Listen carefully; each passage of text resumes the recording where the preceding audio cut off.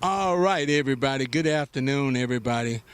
I am so blessed to be with my role model here in Houston, Mr. Lawson Kelly. Lawson, man, people say, well, who is Lawson Kelly? That's why he got so much history, people, that this is the man that I had to follow behind. He was my role model. Believe it or not, Lawson, you was my role model, man, because you was the only man other than myself that I followed behind you that started out in radio. Yeah. And you got into the bread business. Yeah. Okay. Right. Now, but me, I'm going to let you hold the mic because you were more important than me. You've been holding the mic before I even knew what a microphone was even about. So, but now you started out working at the radio station first? Yes, I Come on. worked at the radio station first. I met John Pope when he first got out of the service. He worked for Daniel Tye. Okay, now, let us go back. Now, when you was working at the radio station, you hold the mic because you're the man that's talking. Yeah, and when you started out working at KYOK, right? Right. Okay, because now we finna get into black radio. All them people that involved with radio stations, now we see all these people at Magic 102. Let us tell you where you really started at before you got here on FM radio. First it was AM radio. That's it. That was AM radio was it. When 102 started out, they started out in a hotel down in Nassau. Okay. I think it was the Nassau Bay Hotel. Okay. George Nelson, Novella Smith, who was Dizzy Lizzy, Avery Davis was Zing Zang. Okay. We used to go down to the hotel where 102 had gotten their start and tell the people that we was going to be down there with 102 jocks to try to build up an audience for them. Okay, now FM wasn't even really existing in them days. No. Okay, because I know I wasn't raised up on FM. I was raised up on AM. Oh, no. So now, how did it all start now? You and George Nelson. Yeah, George Nelson, Novella Smith, and Avery Davis. This even before it was a KYOK. No, we was all working for KYOK. Okay, y'all was working for KYOK. Yeah, FM radio at that time was just beginning to get started. You see, we had worked for KYOK for so long under Jules Paglin and Stanley Ray. Our mother station was in New Orleans. Okay. WBOK. Okay. Jules Paglin and Stanley Ray sold out to the Starr brothers. Okay. Mike and Pete Starr. They was two young lawyers, 26, 28 years old. Okay. They went public. Okay. And when they went public, they started buying AM stations, FM stations, TV stations. As long as they went public, they could have so many stations. Prior to that, you could only own, one owner could own 7 radio stations in the country. Okay. So what they did, they bought a station in Dallas, radio station in Dallas. Okay. And they bought FM radios, quality FM radios. Right. And jocks from all over, from Houston, from New Orleans, from Memphis, Tennessee. We stood out on corners there in Dallas giving out FM radios for people to listen to because nobody owned FM radios. Nobody owned FM radio. No. Everybody owned AM radio. AM. AM was it. Okay. But to see, time has brought about a change. Well, now now when you went into this radio station, which was at that time was owned by Stanley Ray and Jules Paglin. Right, and that was before Star Broadcasting bought it. Yeah, that's right. And that's what what was the Star's brothers' name? Mike and Pete Starr. Don Sam, Michael Harris, Ralph Cooper, Paris Healy. This is the man. I know y'all never really met Lawson Kelly, but this is the man. This is telling you how KYOK got started. One of the first black radio stations here in this city. Yeah. That was 24 hours. It was the only black radio station that was 24 hours. But see, it wasn't always a 24-hour station. It used to be from around 5 in the morning till midnight. Okay. Yeah, Then they signed off at midnight. signed off at midnight. Okay. Yeah. Okay. We started 24 hours when Hurricane Carla was coming through here. Okay. We kept the station open all night long to get weather, and then they decided to go 24 hours. Okay. They sent me to engineering school to get a Okay. first-class engineering license. To get your first class license. To get a first-class engineering license so that I could take my own transmitter readings, because at night it took an engineer with the first-class license to take the readings. Exactly. And that's how Don Sam got started in the business. Don Sam, I love you, brother. Listen to this here. Because that's how you got started. If you had a first-class license, you Yeah. could work out at the transmitter That's right. and read the transmitter strip. But now, as long as you had a third-class license, you can read the transmitter until 5:30 at the night.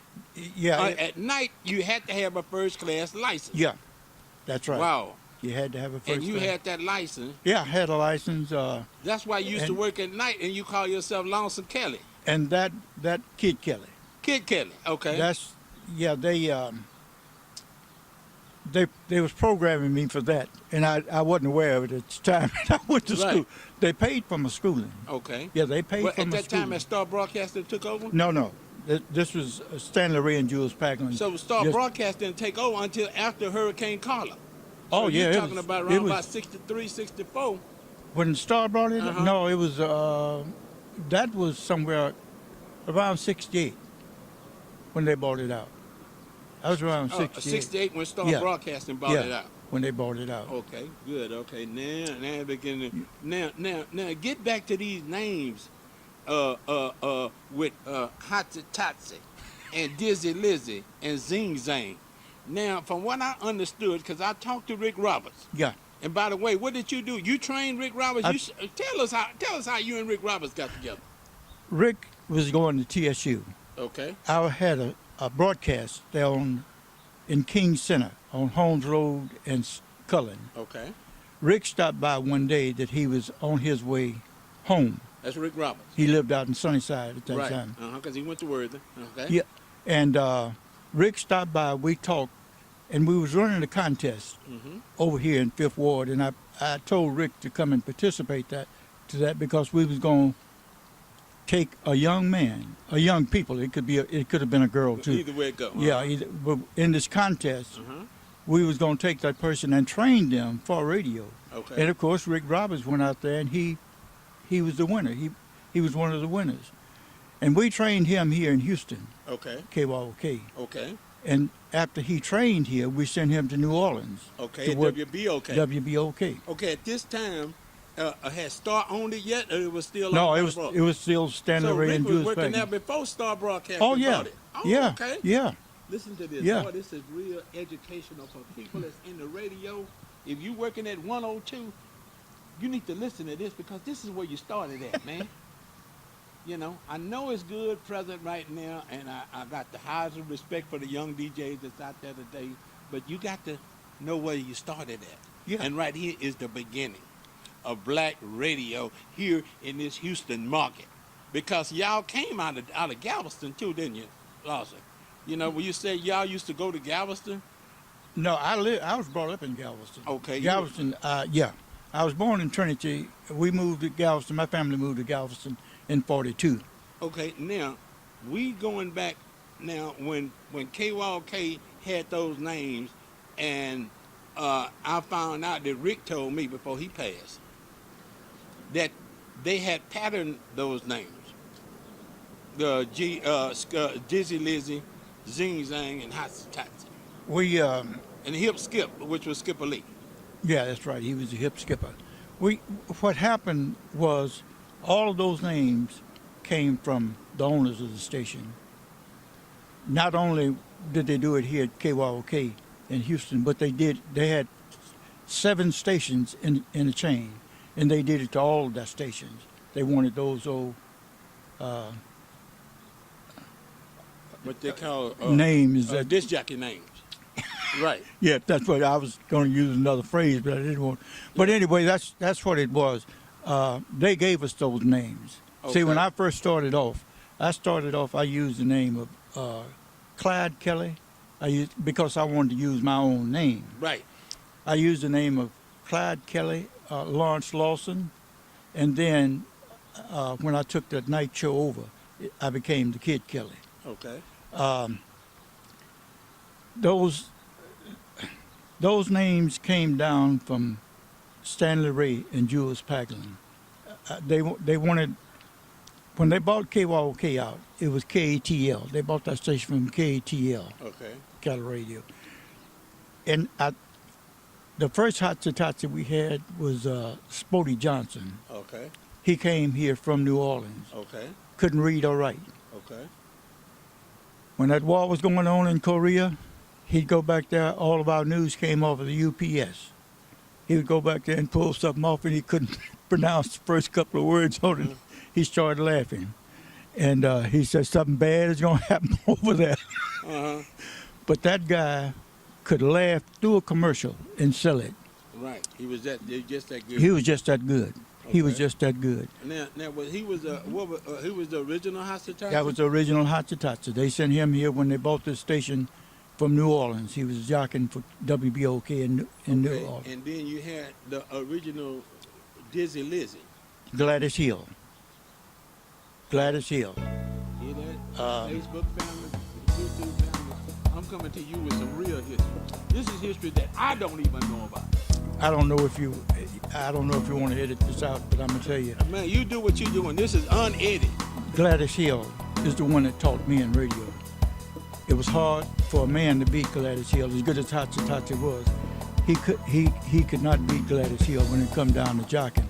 They found Gladys Hill in DeQuincy, Louisiana. She was on a pressing machine at cleaners at a cleaners. She was pressing clothes at a cleaners, and they bought her, and she had one of those unique voices. She broadcast for Bill McDavid and did so much business for Bill McDavid Oldsmobile dealership. They gave her a car every year. Wow.